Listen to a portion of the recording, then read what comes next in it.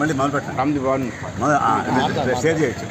ఊబకాయంపై ఎంతైనా రాస్తా, గోపగుయ్యమును పెంచేస్తా. మూడో ప్రపంచ యుద్ధం ఇది, నేడో రేపో తథ్యమది.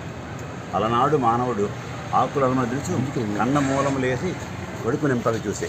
అడవిలో పరిగెట్టి విల్లెక్కు పెట్టి పెట్ట మాంసను కొట్టి చెట్టు గొమ్మను కొట్టి 2 రాళ్ళను తీసి నిప్పు రాజేసే. కోటి విద్యలు నేర్చి కూటి కోసమే తీసే. ఇప్పుడు వ్యాయామం లేని చదువు, విరామం లేని కొడుకు. ఎంటర్ చేస్తే డేటా, ఇంటికి ఎప్పుడు బేట. పొలుగు పొట్టుట లేదు, పప్పు రుబ్బుట రాదు.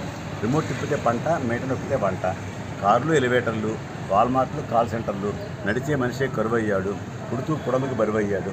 ఒక పూట తింటే యోగి, 2 పూట తింటే భోగి, ముప్పొద్దులా తింటే రోగి. ఆలోచించి కాసేపు ఆగి. అన్న మలికమైన అది నిన్ను చంపు అన్నాడు వేమన్న నాకెంత ఇంపు. గుండెకు జబ్బు, మెదడుకు మబ్బు, కీళ్లకు రోగం, ఊపిరితో రాగం, రక్తపోటు ఎక్కువ, చక్కెర వ్యాధికి మక్కువ, లివర్లో కొవ్వు, క్యాన్సర్కి లవ్వు, ఎక్కువగా కొరక పక్కవాడికి ఎరుక, ఊబకాయంతో ప్రాణం, కోరుగాల్లో దీపం. తెలుగు భాష పట్ల నాకు అధికారం ఉంది. దేనికన్నా మిన్న వీటిలో మన భాష. తెలుగు వృత్త పద్యం అలరేను ప్రాస. పల్లె పల్లెకు చూడ మారేను యాస. అల్లసాని యుగునికి ఇంపైన భాష. నన్నయాది కవుల కన్నది భాష. తిక్త పద్యం అలరేను ప్రాస. పల్లె పల్లెకు చూడ మారేను యాస. అల్లసాని యుగునికి ఇంపైన భాష.